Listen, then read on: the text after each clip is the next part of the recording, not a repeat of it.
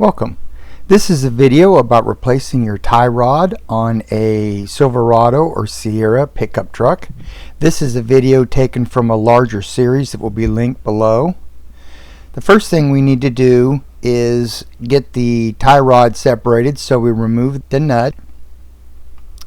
Then we'll go in with a specialized tool. This is called a Pickle Fork or tie rod ball joint separator tool. But it's pressed in there, so you're going to use this to wedge. You hit it with a hammer. It might take some effort, but eventually, if you hit it long enough, it will pop off. Steering linkage, it is adjustable, so it determines your alignment. You can see on this there's an outer and then there is an inner. They screw together, and as they do, they change the length, which actually changes the angle of the front end, or the actual angle of the wheel tire. So there's a locking nut on the back of this that actually, after you get it adjusted, it pinches and it locks the outer tie rod in place. So you want to back this nut off.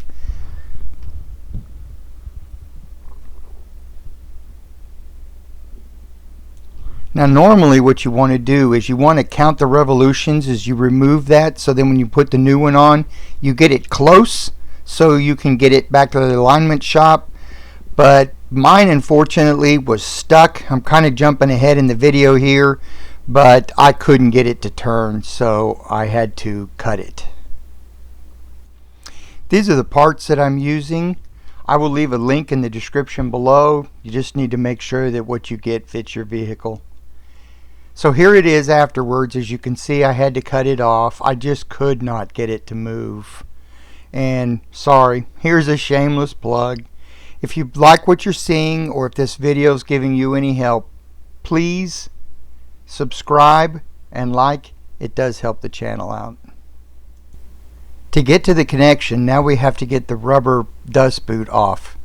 On the outer, it's just a clamp ring. Use a pair of pliers, pull the ring off. This, of course, is one reason that you have to get the outer off, so you can get this boot off. I'm going to take a little WD-40 and then some kind of a punch or a screwdriver, and I'm going to pry the boot open. It sets inside a small groove, so it is difficult to get it out. That's how the clamp was able to hold it in place. But I'm going to get a little opening, and then I'm going to take my WD-40, take the nozzle, and I'm going to spray a little oil inside to kind of loosen it up, and then I can slip the outer portion of the boot out of that groove when we get the back one off. As you can see, a little twisting and a little pulling, and you can get it to pop over that location. Back in the back, there's a specialized clamp back there, so we're going to have to pop it off. We're basically going to destroy the clamp, but your kit will come with a new one. So I'm going to take a long screwdriver to where it's clamped over, where it's been actually crushed. You'll see it when I get it off, but I'm going to put a screwdriver on it, and I'm going to tap it, and then I'm going to pop that loose, and it should just break free. Try not to damage anything inside because your steering mechanism is in there. As you can see, the clamp did break free.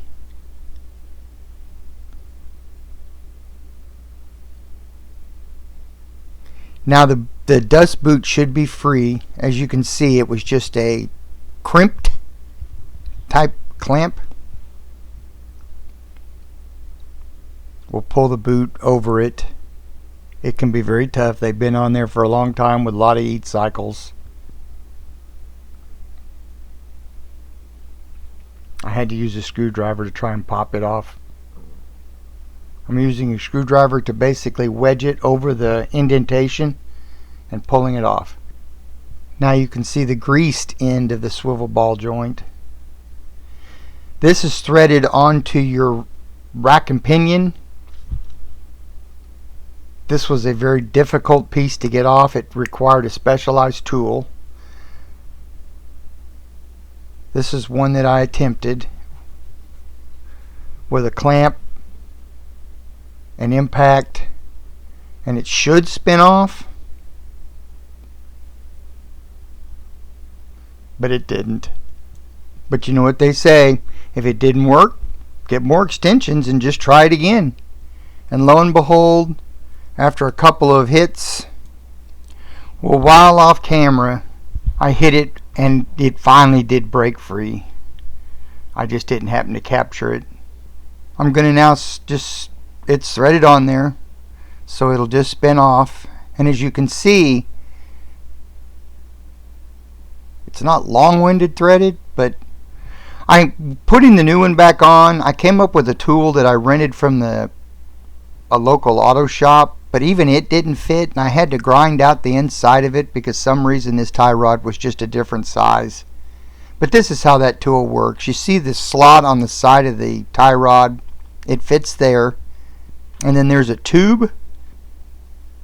Now this tube, the tie rod goes down in it, and as you can see, the locking part fits in a groove, basically holding it on.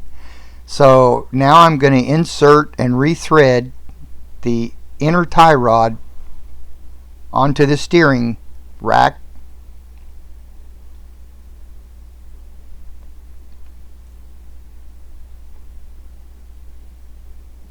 Get everything positioned, make sure it's all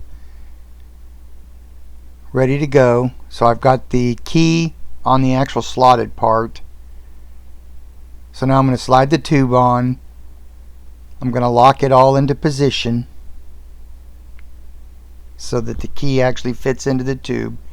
And again, this was a rented tool, but since I modify it, I ended up having to buy it from the auto store. And on the end of the tube, there is a socket.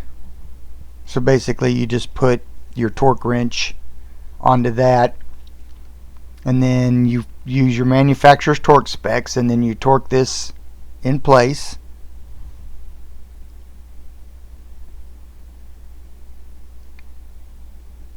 Yeah, it was too long. I couldn't get it on camera, but I am torquing it down. You just can't see it. I apologize. So there's the finished product. So I did not get a new boot, but the old one was in good shape, so I'm just going to reuse it. It comes with a zip tie for the inside. You could use a clamp if you can get it in there, and as long as it doesn't touch the rack in any way, but the kit just had to use a zip tie. So I put it on to where it goes into the groove, into the new inner tie rod. There's, like I said before, there's a groove where the outer boot fits into place, and then you take the back side of it, you slip it on the rack housing so it keeps all the water and dirt and dust out of the ball joint. And then we're going to take the spring clamp, it'll slide off your pliers, and we're going to clamp it in place, basically holding the outer portion of the boot to the tie rod.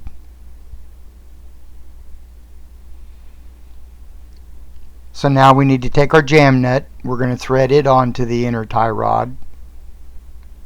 Be mindful of the direction of the thread. Some of them can be left-handed. Now I'm going to take the outer tie rod and I'm going to screw it into place. In most situations you would know how many turns to turn this because you would have counted them when you took them off. I don't have that information because I had to cut it, so I will have to eyeball this and then get it to the alignment shop as soon as possible. Install the ball joint into the spindle. Press it on by using the castle nut, torquing to spec with a cotter key. Thank you. I hope this video has helped. Please have a great day.